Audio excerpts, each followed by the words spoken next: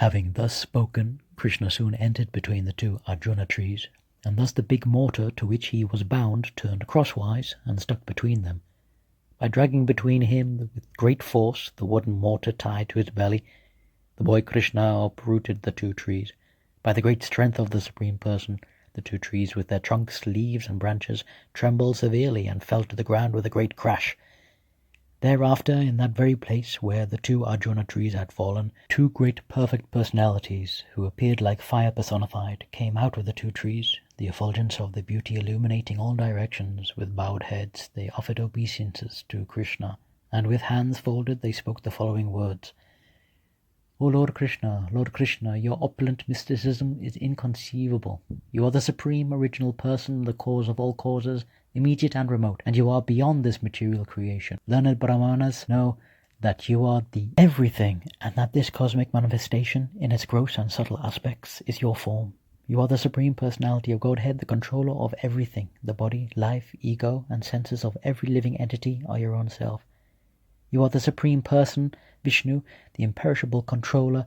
You are the time factor, the immediate cause, and you are the material nature, consisting of the three modes of passion, goodness, and ignorance. You are the original cause of this material manifestation. You are the Supersoul, and therefore you know everything within the core of the heart of every living entity. O Lord, you exist before the creation. Therefore, who, trapped by a body of material qualities in this material world, can understand you? O Lord, whose glories are covered by your own energy, you are the Bhagavate, you are the Shankashahana, the origin of creation, and you are the Vasudeva, the origin of the Katurvyuha. Because you are everything, and therefore the Supreme Brahman, we simply offer our respectful obeisances unto you. Appearing in bodies like those of an ordinary fish, tortoise, and hog, you exhibit activities impossible for such creatures to perform, extraordinary, incomparable, transcendental activities of unlimited power and strength. These bodies of yours, therefore, are not made of material elements, but are incarnations of your Supreme Personality. You are the Supreme Personality of Godhead. You have now appeared with full potency for the benefit of all living entities within this material world.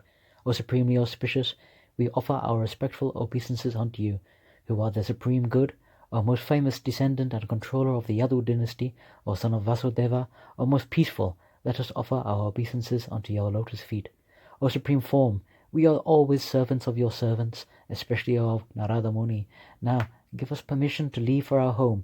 It is by the grace and mercy of Narada Muni that we have been able to see you face to face. Henceforward, may all our words describe your pastimes. May our ears engage in oral perception of your glories.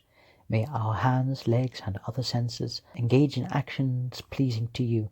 And may our minds always think of your lotus feet. May our heads offer our obeisances to everything within this world, because all things are also your different forms.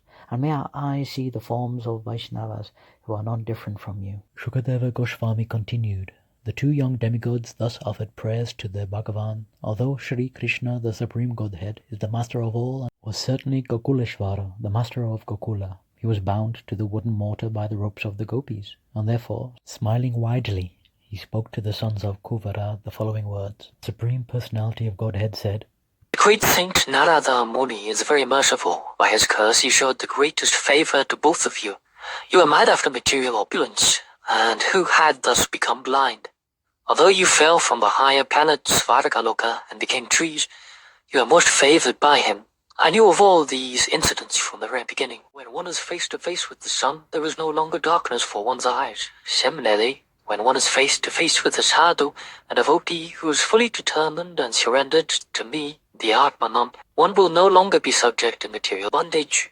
O Nalakūvara Maṇigrīva, now you may both return home. Since you desire to be always absorbed in my devotional service, your desire to develop love and affection for me will be fulfilled, and now you will never fall from that platform. The Supreme Personality of Godhead having spoken to them this way, they circumambulated the Lord, who was bound to the wooden mortar, and offered obeisances to him. After taking the permission of Lord Krishna, they returned to their respective homes.